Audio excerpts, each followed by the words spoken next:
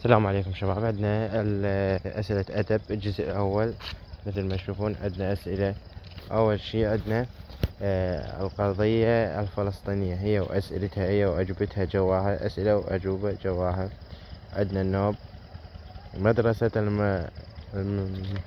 مدرسة المهجر هي وأسئلتها وأجوبتها جواها. وعندنا النوب مدرسة الشعر الحر مثل ما تشوفون هي وأجوبتها جواها.